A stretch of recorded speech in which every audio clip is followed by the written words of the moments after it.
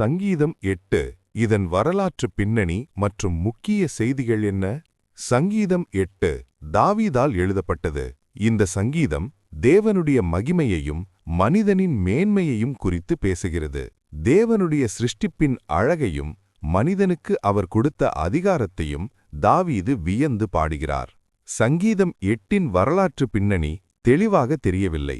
ஆனால் தாவீது வானத்தையும் நட்சத்திரங்களையும் பார்த்து தேவனுடைய சிருஷ்டிப்பின் மகத்துவத்தை உணர்ந்து இந்த சங்கீதத்தை எழுதியிருக்கலாம். தாவீது ஒரு மேய்ப்பனாக இருந்தபோது இயற்கையை கவனித்து தேவனுடைய படைப்பின் வல்லமையை உணர்ந்திருக்கலாம். எந்த சூழ்நிலையில் எழுதினாலும் இந்த சங்கீதம் தேவனுடைய படைப்பின் மகத்துவத்தையும் மனிதனின் மேன்மையையும் எடுத்துரைக்கிறது. முக்கிய செய்திகள்: தேவனுடைய நாமம் சர்வ வல்லமை உள்ளது. குழந்தைகள் மற்றும் பாலகரின் வாயினால் தேவன் தமக்கு துதியை உண்டு பண்ணுகிறார். வானத்தையும் சந்திரனையும் நட்சத்திரங்களையும் தேவன் உண்டாக்கினார். தேவன் மனிதனை தேவதூதர்களைப் பார்க்கிலும் கொஞ்சம் குறைவாக்கினார். மகிமையினாலும் கனத்தினாலும் அவனை முடிசூட்டி தம்முடைய கைகளின் கிரியைகளின் மேல் அவனை அதிகாரியாக வைத்தார். ஆடு மாடுகளையும் காட்டு மிருகங்களையும் ஆகாயத்து பறவைகளையும் சமுத்திரத்து மீன்களையும் தேவன் மனிதனுடைய பாதங்களுக்கு கீழ்ப்படுத்தினார். தேவனுடைய நாமம் பூமியெங்கும் எவ்வளவு மேன்மையுள்ளது என்பவைகளே இந்த சங்கீதத்தின் கருப்பொருளை விளக்கும் 3 முக்கிய எபிரேய வார்த்தைகள். 1. அதோனாய். சங்கீதம் 8:1 எங்கள் ஆண்டவராகிய கர்த்தாவே என்று தொடங்குகிறது. இங்கே ஆண்டவர் என்பதற்கு அதோனாய் என்ற வார்த்தை பயன்படுத்தப்பட்டுள்ளது. இது எஜமான் அல்லது ஆளுநர் என்று பொருள்படும். முழு பிரபஞ்சமும் கடவுளுடைய கட்டுப்பாட்டில் இருக்கிறது என்பதையும் அவர் ஒருவரே அனைத்திற்கும் உரிமையாளர் என்பதையும் இது குறிக்கிறது. ஏனோஷ்.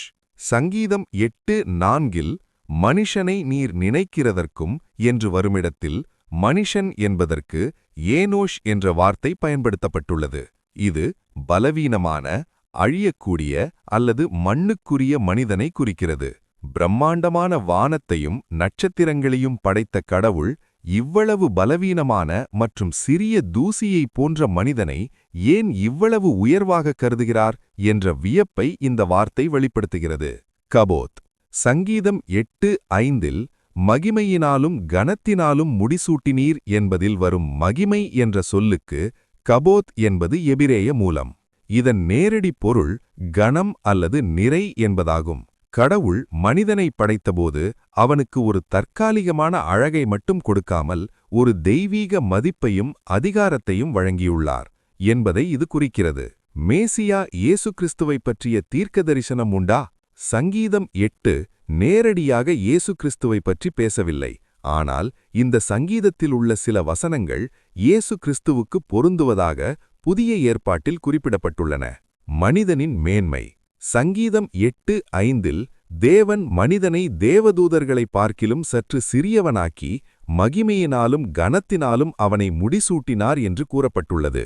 எபிரேயர் 2:6-9 இந்த வசனங்கள் இயேசு கிறிஸ்துவுக்கு பொருந்துவதாக கூறப்பட்டுள்ளது. இயேசு மனிதனாக பிறந்து சிலுவையில் மரித்து தேவனுடைய மகிமையையும் கனத்தையும் பெற்றார். சிருஷ்டிப்பின் மேல் அதிகாரம். சங்கீதம் 8:6-8 தேவன் மனிதனுக்கு சிருஷ்டிப்பின் மேல் அதிகாரத்தை கொடுத்தார் என்று கூறப்பட்டுள்ளது. 1 கொரிந்தியர் 15:27 தேவன் எல்லாவற்றையும் இயேசுவின் பாதங்களுக்கு கீழ்ப்படுத்தினார் என்று கூறப்பட்டுள்ளது. இதன் மூலம் இயேசு கிறிஸ்து சிருஷ்டிப்பின் மேல் அதிகாரமுடையவராக இருக்கிறார் என்பது தெளிவாகிறது. குழந்தைகள் மற்றும் பாலகரின் துதி. மத்தேயு 21:16 இயேசு எருசலேமுக்குள் பிரவேசிக்கும்போது குழந்தைகள் அவரை ஓசன்னா என்று சொல்லி துதித்தார்கள். அப்பொழுது இயேசு சங்கீதம் 8:2 வசனத்தை மேற்கோள் காட்டி குழந்தைகள் தன்னை புகழ்வது வேத வாக்கியத்தின்படி சரியானது என்று இயேசு கூறினார். சங்கீதம் 8 நமக்கு என்ன கற்பிக்கிறது? தேவன் மகிமையுடையவர். அவருடைய நாமம் பூமியெங்கும் மேன்மையுள்ளது. தேவன் மனிதனை தம்முடைய சாயலாக உருவாக்கினார். அவருக்கு சிருஷ்டிப்பின் மேல் அதிகாரத்தை கொடுத்தார். நாம் தேவனுக்கு நன்றி செலுத்த வேண்டும். அவர் நம்மை நேசித்து நமக்கு எல்லாவற்றையும் கொடுத்திருக்கிறார். சுருக்கமாக சங்கீதம் 8 தேவனுடைய சிருஷ்டிப்பின் மகத்துவத்தையும் மனிதனின் மேன்மையையும் காட்டுகிறது. இந்த சங்கீதம் தேவனை துதிக்கவும் அவருக்கு நன்றி செலுத்தவும் நம்மை உணுக்குவிக்கிறது. ஆமேன்.